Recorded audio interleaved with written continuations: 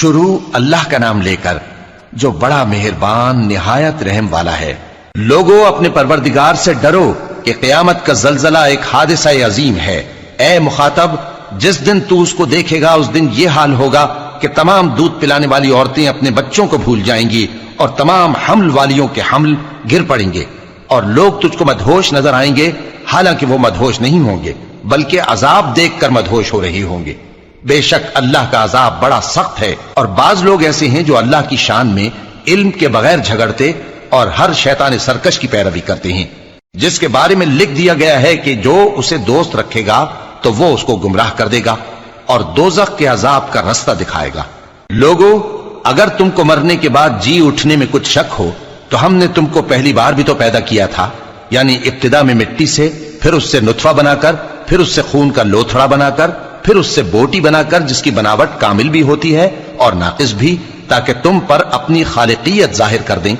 اور ہم جس کو چاہتے ہیں ایک میعاد مقرر تک پیٹ میں ٹھہرائے رکھتے ہیں، پھر تم کو بچہ بنا کر نکالتے ہیں، پھر تم جوانی کو پہنچتے ہو، اور بعض قبل از پیری مر جاتے ہیں، اور بعض بڑھاپے کی نہایت خراب عمر کی طرف لوٹائے جاتے ہیں کہ بہت کچھ جاننے کے بعد بالکل بے علم ہو جاتے ہیں۔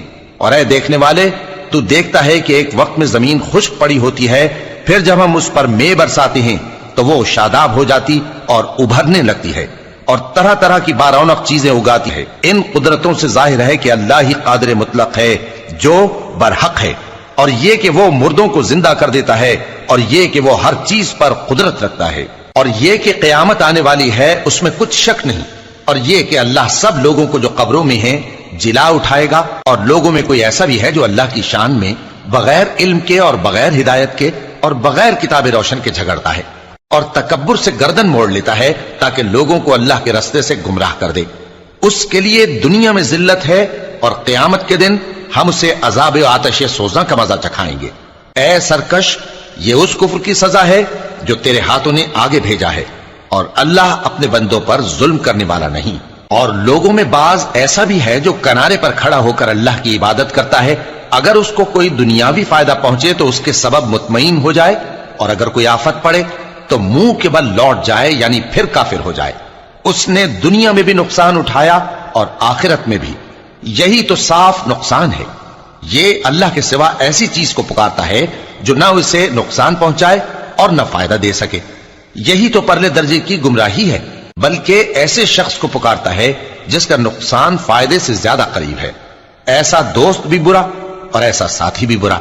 جو لوگ ایمان لائے اور عمل نیک کرتے رہے، اللہ ان کو بہشتوں میں داخل کرے گا جن کے نیچے نہریں بہ رہی ہیں۔ کچھ شک نہیں کہ اللہ جو چاہتا ہے کرتا ہے۔ جو شخص یہ گمان کرتا ہو کہ اللہ اس کو دنیا اور آخرت میں مدد نہیں دے گا، تو اس کو چاہیے کہ اوپر کی طرف یعنی اپنے گھر کی چھت میں ایک رسی باندھے، پھر اس سے اپنا گلا گھونٹ لے، پھر دیکھے کہ آیا یہ تدبیر اس کے غصے کو دور کر دیتی ہے۔ اور اسی طرح ہم نے اس قرآن کو اتارا جس کی تمام باتیں کھلی ہوئی ہیں، اور یہ یاد رکھو کہ اللہ جس کو چاہتا ہے ہدایت دیتا ہے۔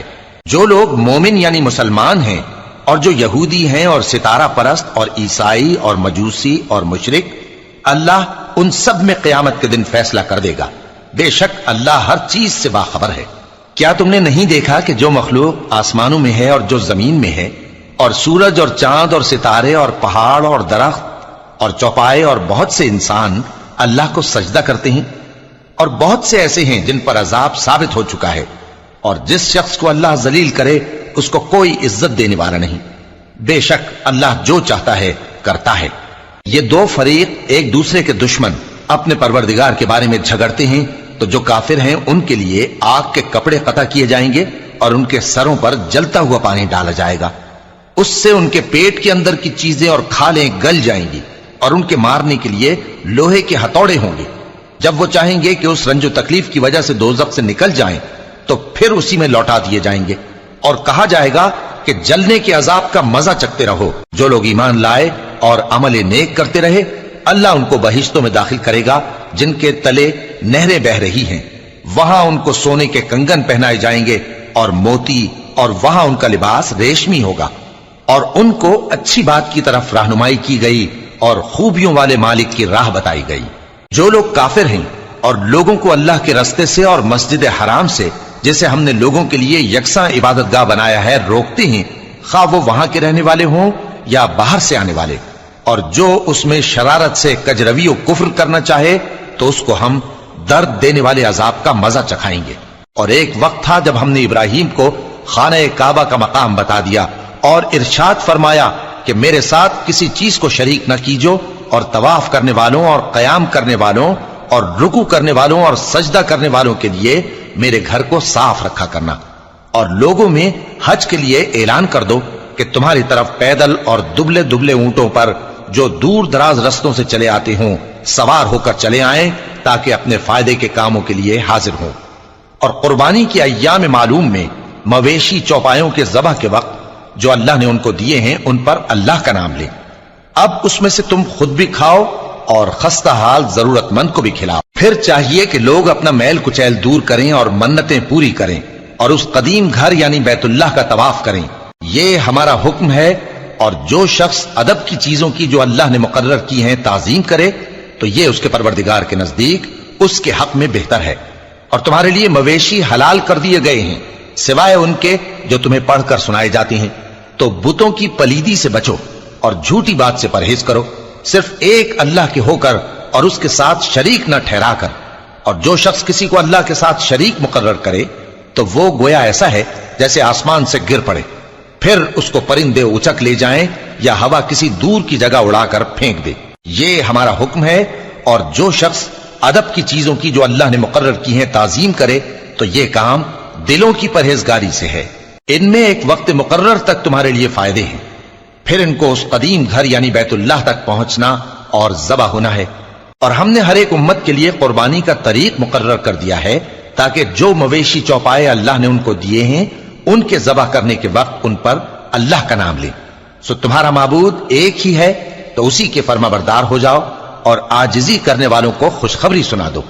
یہ وہ لوگ ہیں کہ جب اللہ کا نام لیا جاتا ہے تو ان کے دل ڈر جاتے ہیں، اور جب ان پر مصیبت پڑتی ہے تو صبر کرتے ہیں اور نماز آداب سے پڑھتے ہیں، اور جو مال ہم نے ان کو عطا فرمایا ہے اس میں سے نیک کاموں میں خرچ کرتے ہیں۔ اور قربانی کے اونٹوں کو بھی ہم نے تمہارے لیے اللہ کے شعائر مقرر کیا ہے، ان میں تمہارے لیے فائدے ہیں، تو قربانی کرنے کے وقت قطار باندھ کر ان پر اللہ کا نام لو، پھر جب پہلو کے بل گر پڑیں تو ان میں سے کھاؤ، اور قناعت سے بیٹھ رہنے والوں اور سوال کرنے والوں کو بھی کھلاؤ۔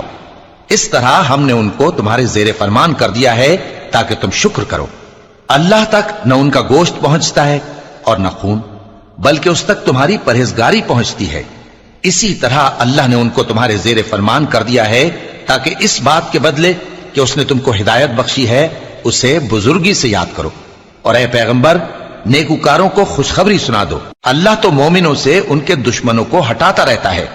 بے شک اللہ کسی خیانت کرنے والے ناشکرے کو دوست نہیں رکھتا۔ جن مسلمانوں سے خواہ مخواہ لڑائی کی جاتی ہے ان کو اجازت ہے کہ وہ بھی لڑیں، کیونکہ ان پر ظلم ہو رہا ہے، اور اللہ ان کی مدد کرے گا، وہ یقیناً ان کی مدد پر قادر ہے۔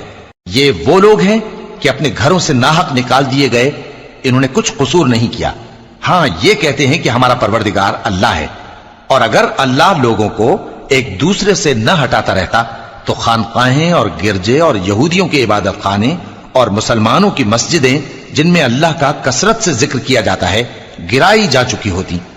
اور جو شخص اللہ کی مدد کرتا ہے اللہ اس کی ضرور مدد کرتا ہے، بے شک اللہ توانا ہے، غالب ہے۔ یہ وہ لوگ ہیں کہ اگر ہم ان کو ملک میں حکومت دے دیں تو نماز قائم کریں اور زکوٰۃ ادا کریں اور نیک کام کرنے کا حکم دیں اور برے کاموں سے منع کریں، اور سب کاموں کا انجام اللہ ہی کے اختیار میں ہے۔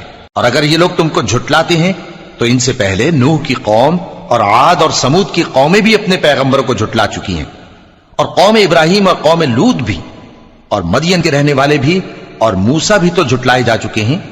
لیکن میں کافروں کو مہلت دیتا رہا، پھر میں نے ان کو پکڑ لیا، تو دیکھ لو کہ میرا عذاب کیسا سخت تھا۔ چنانچہ بہت سی بستیاں ہیں کہ ہم نے ان کو تباہ کر ڈالا کہ وہ نافرمان تھیں، سو وہ اپنی چھتوں کے بل گری پڑی ہیں، اور بہت سے کنویں بیکار اور بہت سے مضبوط محل ویران پڑے ہیں۔ سو کیا ان لوگوں نے ملک میں سیر نہیں کی تاکہ ان کے دل ایسے ہوتے کہ ان سے سمجھ سکتے اور کان ایسے ہوتے کہ ان سے سن سکتے؟ بات یہ ہے کہ آنکھیں اندھی نہیں ہوتی، بلکہ دل جو سینوں میں ہیں وہ اندھے ہو جاتے ہیں۔ اور یہ لوگ تم سے عذاب کے لیے جلدی کر رہے ہیں اور اللہ اپنے وعدے کے خلاف ہرگز نہیں کرے گا۔ اور بے شک تمہارے پروردگار کے نزدیک ایک روز تمہارے حساب کی روح سے 1000 برس کے برابر ہے، اور بہت سی بستیاں ہیں کہ میں ان کو مہلت دیتا رہا جبکہ وہ نافرمان تھیں، پھر میں نے ان کو پکڑ لیا اور میری ہی طرف لوٹ کر آنا ہے۔ اے پیغمبر کہہ دو کہ لوگوں میں تو تم کو کھلم کھلا خبردار کرنے والا ہوں، تو جو لوگ ایمان لائے اور کام نیک کیے ان کے لیے بخشش اور عزت کی روزی ہے، اور جن لوگوں نے ہماری آیتوں میں اپنے خیال میں ہمیں عاجز کرنے کے لیے دوڑ دھوپ کی وہ اہل دوزخ ہیں۔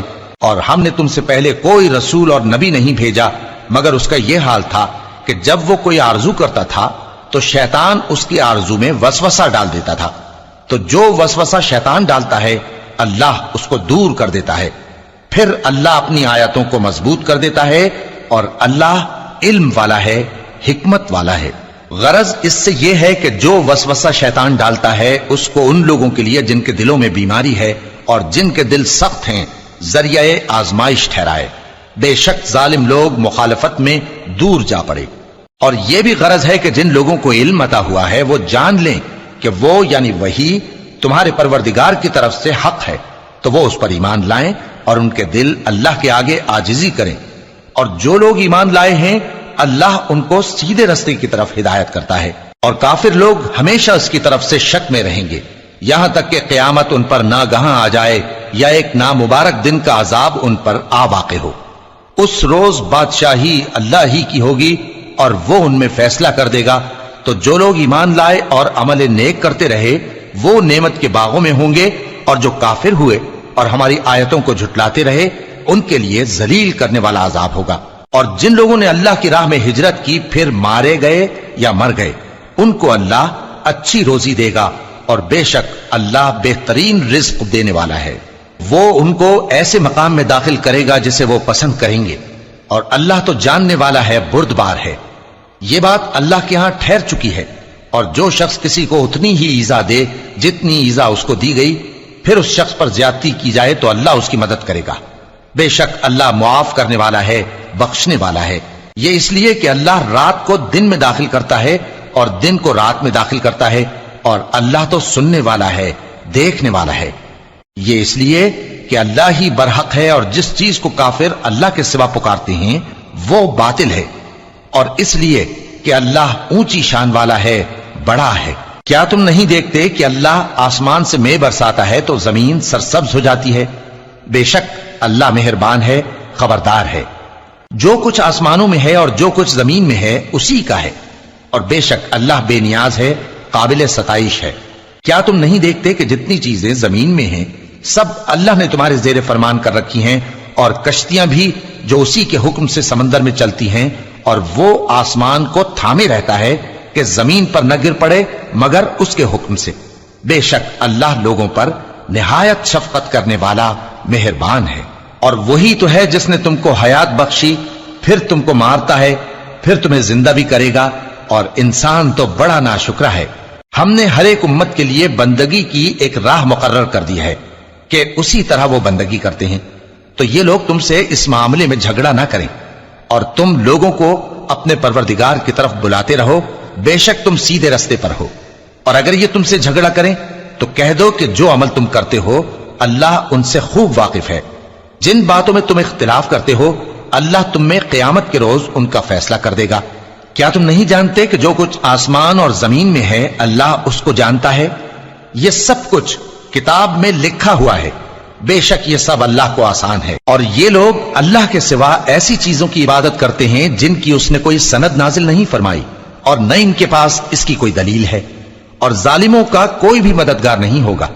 اور جب ان کو ہماری صاف صاف آیتیں پڑھ کر سنائی جاتی ہیں تو ان کی شکل بگڑ جاتی ہے، اور تم ان کے چہروں میں صاف طور پر ناگواری دیکھتے ہو۔ ایسا لگتا ہے کہ جو لوگ ان کو ہماری آیتیں پڑھ کر سناتے ہیں ان پر حملہ کر دیں گے۔ کہہ دو کہ میں تم کو اس سے بھی بری چیز بتاؤں، وہ دوزخ کی آگ ہے جس کا اللہ نے کافروں سے وعدہ کیا ہے، اور وہ برا ٹھکانہ ہے۔ لوگوں، ایک مثال بیان کی جاتی ہے، اسے غور سے سنو کہ جن لوگوں کو تم اللہ کے سوا پکارتے ہو وہ ایک مکھی بھی نہیں بنا سکتے اگرچہ اس کے لیے سب اکٹھے ہو جائیں، اور اگر مکھی ان سے کوئی چیز چھین لے جائے تو اسے اس سے چھڑا نہیں سکتے۔ طالب اور مطلوب یعنی عابد اور معبود دونوں گئے گزرے ہیں۔ ان لوگوں نے اللہ کی قدر جیسی کرنی چاہیے تھی نہیں کی۔ کچھ شک نہیں کہ اللہ زبردست ہے، غالب ہے۔ اللہ فرشتوں میں سے پیغام پہنچانے والے منتخب کر لیتا ہے اور انسانوں میں سے بھی۔ بے شک اللہ سننے والا ہے، دیکھنے والا ہے۔ جو ان کے آگے ہے اور جو ان کے پیچھے ہے وہ اس سے واقف ہے، اور سب کاموں کا رجوع اللہ ہی کی طرف ہے۔ مومنوں، رکوع کرتے اور سجدہ کرتے اور اپنے پروردگار کی عبادت کرتے رہو اور نیک کام کرو تاکہ فلاح پاؤ، اور اللہ کی راہ میں جہاد کرو جیسا جہاد کرنے کا حق ہے۔ اس نے تم کو منتخب کیا ہے اور تم پر دین کی کسی بات میں تنگی نہیں کی، اور تمہارے لیے تمہارے باپ ابراہیم کا دین پسند کیا۔ اسی اللہ نے پہلے یعنی پہلی کتابوں میں تمہارا نام مسلم رکھا تھا، اور اس کتاب میں بھی وہی نام رکھا ہے۔ تو جہاد کرو تاکہ پیغمبر تمہارے بارے میں گواہ ہوں اور تم لوگوں کے مقابلے میں گواہ رہو۔ سو مسلمانوں، نماز قائم کرو اور زکات دو اور اللہ کے دین کی رسی کو پکڑے رہو، وہی تمہارا دوست ہے۔ سو وہ کیا خوب دوست ہے اور کیا خوب مددگار ہے۔